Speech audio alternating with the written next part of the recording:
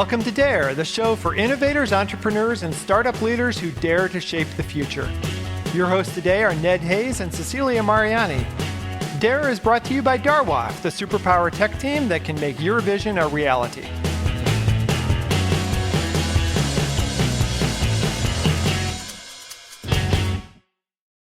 The Dare podcast is really happy to welcome Matt Ellis to the show today. Matt is the founder of 60 AI, a great new startup focused around relationship management and better communication. Prior to 60, Matt also founded Cloudability, that was a leading cloud management and optimization company. He sold that company successfully to Aptio in 2019.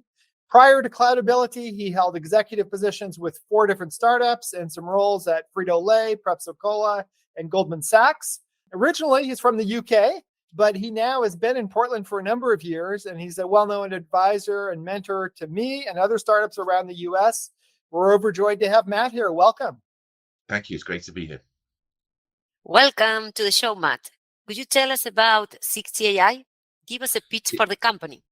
Yeah. So 60 AI is an AI-powered personal assistant that does all the tedious but essential tasks that we're stuck with every day.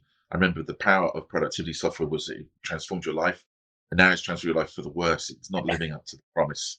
And there's so much we have to do every day to tend to these apps, and all features are about making you do more. So we're doing something to help the AI do that legwork for you. At the same time, because it's got all this information about who you know, it can help you run your networks better too. So the goal is to take back your time and spend more of it on richer human relationships. Got it. Well, you said that all these tools have actually made life worse. How have they made life worse for us? The problem is that we were meant to be about connection, but now it's about the appearance of connection. So we're doing lip service to connecting because we're so overwhelmed. The last few years have made this worse as more people have gone to remote work.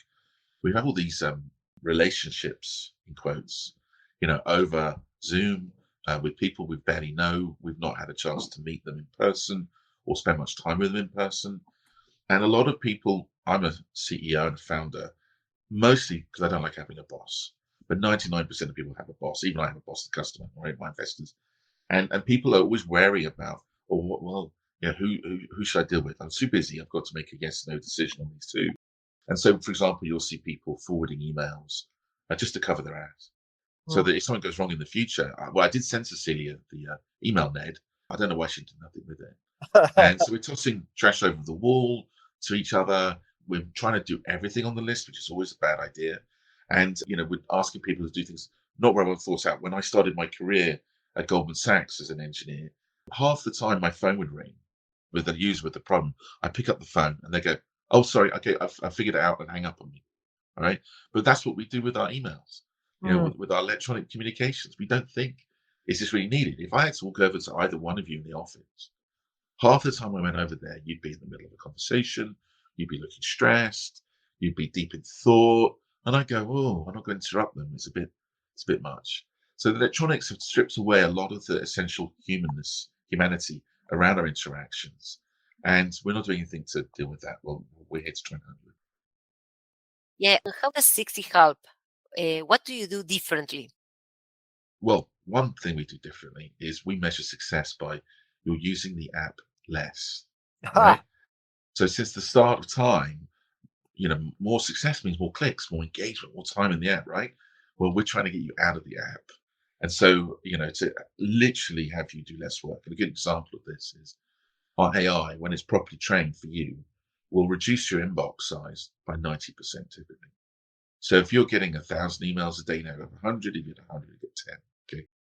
Now, measuring how much less time you're spending in your inbox is it's like detecting holes, but that's what we're doing. And we know it because our users tell us, and particularly if it goes wrong, and for example, we rely on Google and Microsoft to give us access to your inbox. If that goes offline, we hear from the user pretty much straight away because now the emails aren't getting pushed away. And we don't just do email, we do a lot of other things, but that's a good example of how the users feel a big reduction in pressure. And we're talking about some people with tens or even hundreds of thousands of emails in their inbox getting down to a few hundred. And it's life-changing. Wow. If you've lived the last 15 years with just your inbox is a jungle, you don't dare go in there. And now suddenly it's only people you know well, the only things you really should be focused on. It can make a big difference. Right. So today you talked a little bit about, getting 1,000 emails and all of these types of things that are overwhelming us. A lot of people have turned to LinkedIn. So do you think you guys can do better than LinkedIn in terms of managing those kinds of professional relationships? If we get enough users, Mm-hmm. which is why we're giving the thing away for free. And we mean, my CMO, Jay, he's a genius at this stuff, but sometimes he channels other things and he says free forever for everyone. And I always think of Samuel Jackson, that movie, Kingsman, when he's giving away the Sims and he's trying to take over the world. People go, how are you going to make money when we do that? Well, we'll make money if we get to be a good networking company where people will pay for company subscriptions, they'll pay for more introductions. But for now, we're focused on we'll get users if we can make them save the tech at that time. And that's our focus for now. And you also have a new advertising campaign, right? So take back your time.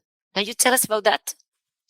Yeah, so we did some market research and we paid for some surveys on where people were spending their time and how they felt about it. And we were blown away by some of the numbers.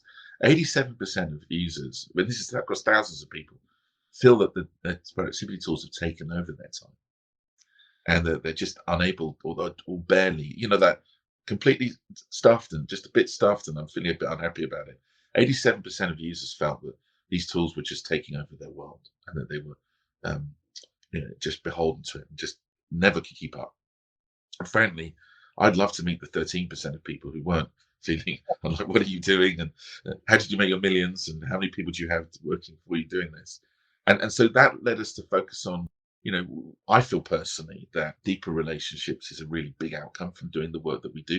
And I've been doing it manually for 7 years with a full-time paid employee who only does the stuff that now 60 is doing for me. But the first order of business, people go to people, how would you like to have a better, deeper network? They go, I'm too busy to even think about it. Well, how would you like to get some of your time back? Time's so precious. You can always make more of almost anything else in the world.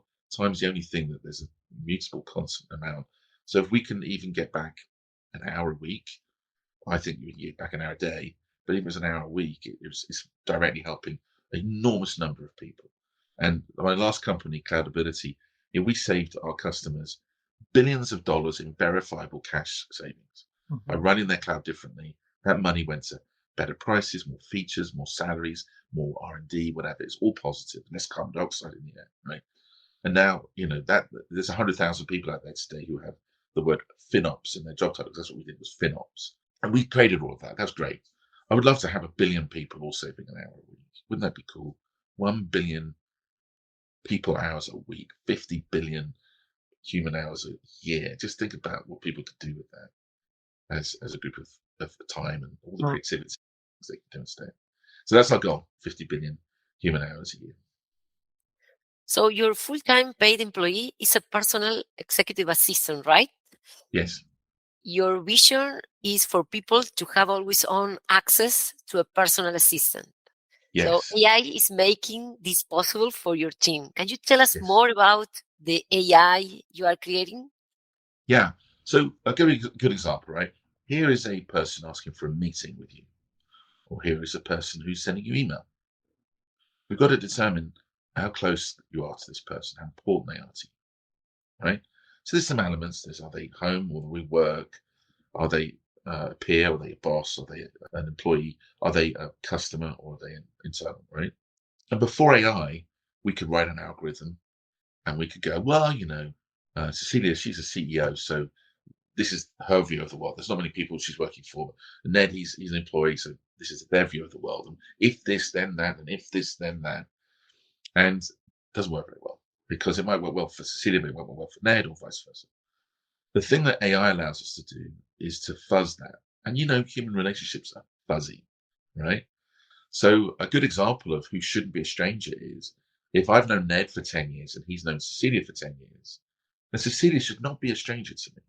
But if I'm a company and someone in finance who's never written anyone I know in their life writes me, they're a stranger, right? In my relative view of the world, these people are just different, okay? And what the AI allows us to do is to build a model of your personal network and then look at how you respond to these things and tune it. Okay. So, for example, if I put an email in the outsiders folder for you, or if I give someone a meeting time in 2 months' time and they complain to you, we can learn from that now. Mhm. That's the interesting bit, because the whole point about the new AI technologies is how well they've put inference into their world. What does this mean? And then just literally looking at patterns of bits. Well, we can tune those bits of your network. And, we're going to get some things wrong. But we put the human between us and the world. So the human deals with exceptions. And a good example is we write birthday greeting email. And they're very short and they're pithy, sometimes funny. One of them said, "Dear Nicole, happy birthday. We couldn't find anyone famous who shares a birthday with you except the inventor of Twister. Don't get out of shape about it." The computer made a joke, right? But for my birthday, it said, "Dear Matt, do you know on this day in 2005, Terry Schiavo won her battle to turn off her life support machine and died." You're like, ooh, So sometimes the computer's this thing's called a hallucination. It's like a weirdo thing. Actually, in this case, it wasn't a hallucination. There's a group of people out there who very deeply and genuinely feel that it was a Yeah. good day, that she could do that. But it's very controversial. So the humans would tune this. And we learn over time what works, what doesn't, what gets a response and what doesn't, right? And that fuzziness is very like a human. You might make a joke and it falls flat. You might make a joke and it goes well. And you kind of add it to your pile of experience and context and inference, and it gets better over time. So what we're really interested in is, like, we're doing really obvious, simple things today. What's going to be really powerful, great things tomorrow? And I genuinely don't know where it's going to take us. Right. I think Sam Altman at ChatGPT said much the same this week when he announced all these updates to ChatGPT, including the ability to tune your own GPT engine and do a lot of exciting things with it. So, you're working in AI as well. I'm curious if you could, look at where AI is going and share your thoughts on large language models. I mean, I know we only have half an hour, but I'm sure you can sum it up briefly, Matt, right? Well, in 25 minutes or less, first of all, I'm a little bit of a cynic. So first of all, I think all of us have gone around the block a few times by now. We're not young anymore. I've seen this show before, right? So Right. tremendous new technology bursts onto the scene. We're all blown away by its potential. And 20 years later, we realize the full potential, right? From the cotton gin on, any major invention out of the box doesn't work. It has to be improved, has to be tweaked, has to be constantly improved. Now, the cotton gin only turned into a world transforming technology after 30 or more patented improvements. And I remember when intranets came out in 1994, 95, they're called intranet because no one had internet. So let's use this technology inside your company. And, there's lots of practical problems. And so, we can all see how well this might be. I think Bill Gates said it best. He says 2 years is a much shorter time than people think, and 10 years is a much longer time. So I think over the next 2 years, we're going to see a lot of disappointed visions, and over the next 10, some big change, right? I also feel like, and this is an unfortunate thing, sadly, under many of the technical improvements, those that steal other people's content and data win, right? So, for example, let's take the latest GPT improvements. One of the major challenges in GPT, in all these LLMs, is how to make the thing talk in your voice. Okay.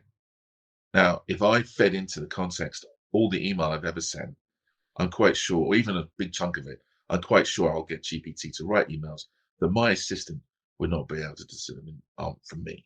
All right. We see this. There's been some theoretical examples of phone hacking, where people have called up and made the voice sound like yours. It's not just the voice, it's the choice of words, it's the choice of tone. That needs a lot of data. Okay.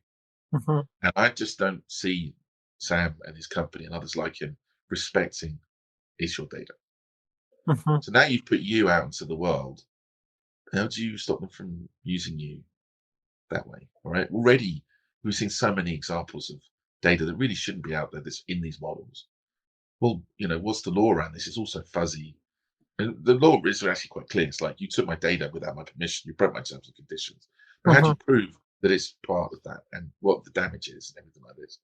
So I think that over the next few years, we're going to get some real cynical people in here who just see the money and are going to take advantage of that. And then the last bit is societally. I don't think we've not really cracked this nut in the West. Huge wealth creates it's a huge shift of wealth, all right? So like back in the early 90s at Goldman's, I wrote a system that made 400 people redundant. Now, every single one of those people went on to do something else at Goldman Sachs that was much less boring than the task that I computerized, right? But in theory, in our society, we don't take care of those 400 people. Right, right. And particularly if you think about artists, right? We've done this for journalists, right? We've basically made it almost impossible to make a living as there's 1% of journalists that there were 40 years ago.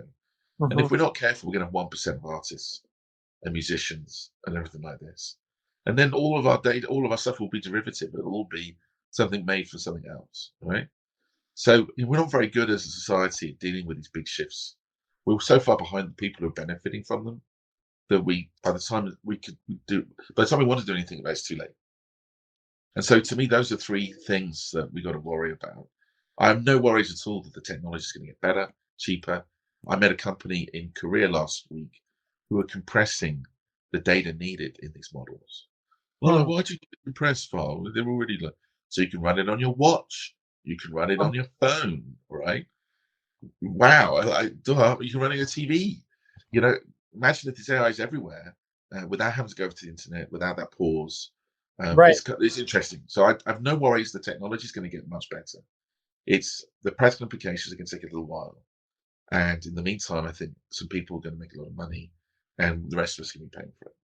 Well, yeah. So what's interesting about what you just said and what we heard in the news this week is that a number of technologists are stepping back and saying, how can we help people to use technology less or not be fixated on their screens, or in your case, not be in your inbox continuously? So that kind of impulse to dial back is an interesting one. Can you tell us more about that? Yeah, we're seeing it in young people today. If you look at the stock prices of online dating apps, I think there was a survey last week where only 12% of university students in the United States are using a dating app. And they want to go back to meeting people. Particularly millennials, they've got nowhere to go social graph-wise because they've lost the need to be connected all the time, And I think if you grew up in a world where iPads were new, suddenly there's this whole world of things out there. By the time you're 30, you've watched the internet. It's like you've seen it all. And so what's really interesting about a human relationship is when I was even a very young man, I would go down to the pub with my friends and we'd have the same conversation over and over again. And each time it was different. And I think there's that richness to human interactions missing in tech. So I've been, people who know me think I'm a weirdo. I have huge hopes for today's youth. I think they're so much more savvy and moral and mature. And I think part of that is they've been growing up with access to so much material, but also we live in a world that's less about dominance and more about empathy. And so, I think a lot of the political challenges we have right now are just a generational shift. And I think that these kids are going to be fine. And I think they're going to do things like turn off your phone. My parents let me get babysat by an iPad. I'm not going to let you do that. That stop the cycle thing. So I think that, in the longer term, over 10 or 20 years, it's going to be fine. In the short term, I think this has been exacerbated by physical isolation with people working from home. We're running off all the relationships we've had up to now, and they're going to go so far. It's hard to identify talent. It's hard to allow for errors. It's much easier to think you're an idiot when I've never met you than when I've broken bread with you. And I just think people are rediscovering this. And I think, there's a deep thread of humanity in it, and we're going to come back to it. It's like a cycle. Totally agree. So I really appreciate your insight and experience. I think given your history, you'll be very successful with 60. In fact, why don't you tell us a bit about what you did prior to 60? So thank you. Yeah. So I was one of those precocious kids at high school. I wrote video games and I started a company at 15. I got thrown out home when I was 16, finished high school at 17, then went to college and had my first business failure at 19. And that's a lot to deal with as a teenager. Once my friends were off at college, I was dealing with all of that. And that kind of kept me out of the startup world for a little bit. And I was lucky enough to go work at some great companies in the 90s at a great time. There was a lot of money around for Y2K and Euro. transformation, but really the sudden appearance of Windows, Internet, and Intel came together, and there was a lot of productivity that came out of that. So it was really cool to be designing, building, deploying, thinking about all this stuff right at the beginning. I still remember the first email we sent on Microsoft Exchange from Nigeria to London, and it came through in like 350 milliseconds. But like, that's not 1 hour, because I used to dial in every hour, that kind of thing. Right, So I remember all the promise. That was great fun. When the dot-com bubble bubbled up, I was given the opportunity to go to various startups. None of them made sense. We're going to sell dog food to people in Africa over the internet. I'd be like, how does that work? Well, you be the CTO, you have to figure that out. We just raised the money. And when the bubble popped, I saw my role. I was to go fix things. Mhm. So I did 2 turnarounds for British Telecom, and then I did 2 high growth companies. And the second company got me to the US, but all 4 of them were about big data and about looking for patterns. And I started Cloudability by accident. I actually was going to do an ad tech company. I was doing cloud consultancy to help people to pay the bills because we were using the cloud, not because we were smart, because we couldn't afford a data center. So we were going to rent our computers. That was when renting was more expensive than owning, but we didn't have $1 million.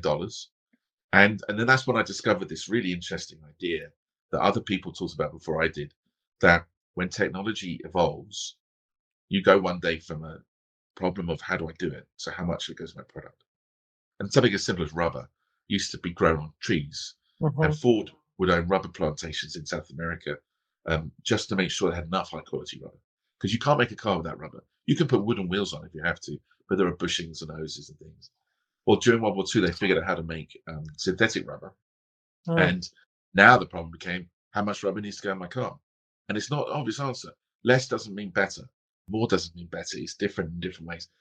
Supply chain management was born, right? So when Toyota sells a car, they might put an extra component in there to sell it a bit quicker. It's called velocity. So they're making less money per vehicle than selling more vehicles per week. So total profit goes up, all right? Or it might defend the market thing, whatever. You can get a PhD in this now. It's called operations. and people have, right? Right. And it has a lot of value. And the result is, until COVID, the price of a car in the United States had not risen in real terms in the last 25 years. Wow. But you compare a Camry from 1993 and a Camry from 2018, they're fundamentally different vehicles for the same cost, right? And if you didn't do this, you went bust. Saab went bust, the famous Swedish car maker. They just couldn't apply the improvements quickly enough. They were a smaller company. And like people like Toyota don't make wheels. They buy them from vendors who make wheels for more cars than any single car vendor. And this is called comparative advantage. And it's the major driving force behind modern prosperity, is when you specialize. If you can deliver this product for a better price than the other guys have got to drop their prices. And then they've got to find a way to make money. And it constant improvement, right? Well, that's all cloud is. But you have some extra problems. The product's delivered instantly, so you can't turn around bad orders. It's perishable. If you don't use it right now, it goes away. It's infinite in that you can turn the dial up to it, and it's invisible. and so that was the major moment behind Cloudability. Unfortunately, we were a little early for the world because most people were still thinking this as a rented data center. We're very understanding investors who backed us to the hill, and the result was really spectacular. And then we mixed it with Apptio. Apptio brought a real deep commercial sense that they could sell in a way that we could never. But they also had a product that works off the cloud for data centers. So now big companies who are half on the cloud and half off the cloud could just get a unified thing.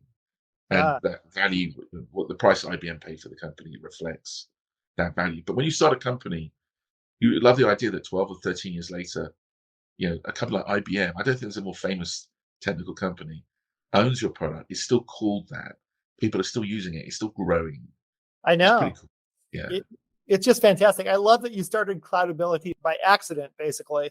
Yeah. And yet, just for our listeners, IBM bought the combined company for $4.6 billion.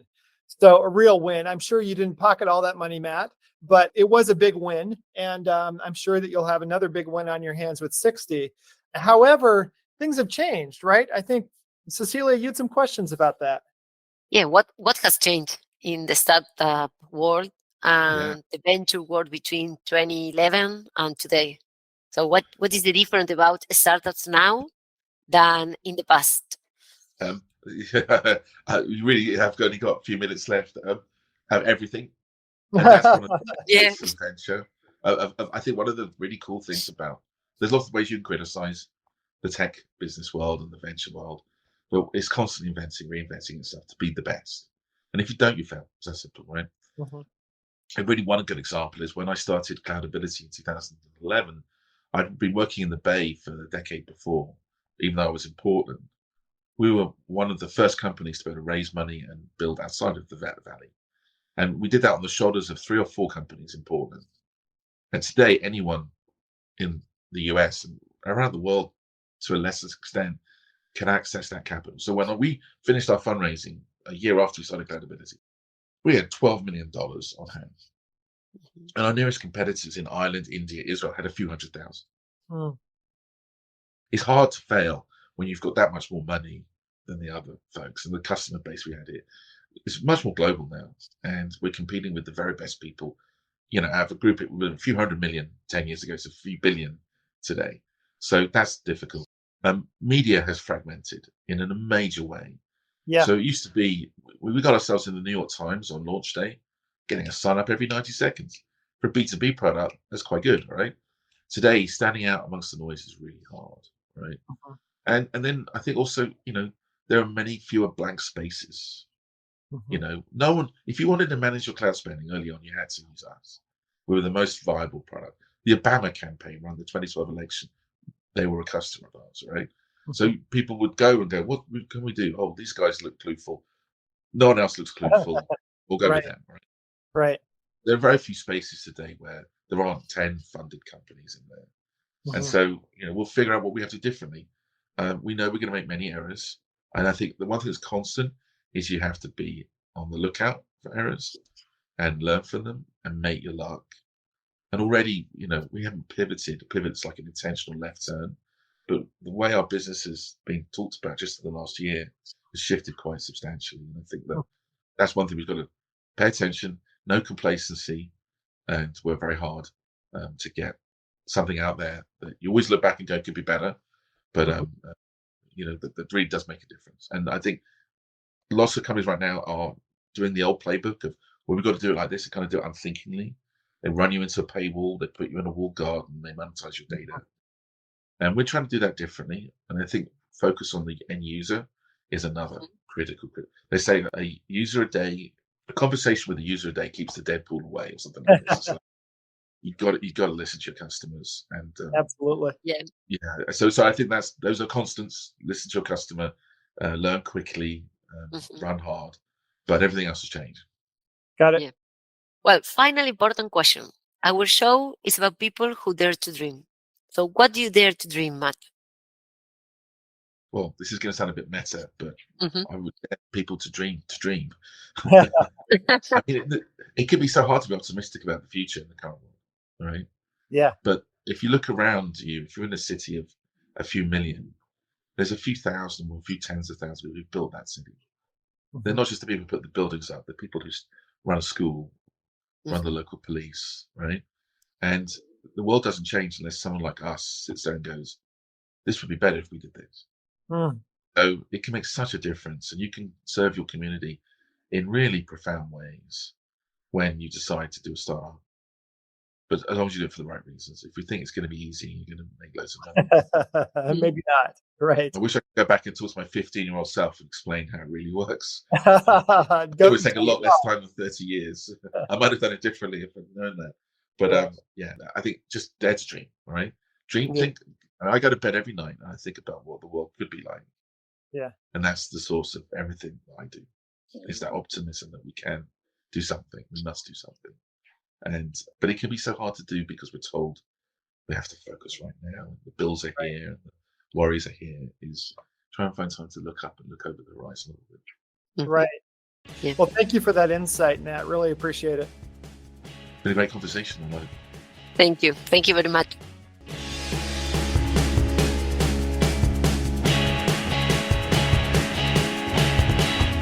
Thanks to our guests today for their great insights on Dare, the podcast for innovators, entrepreneurs, and startup leaders.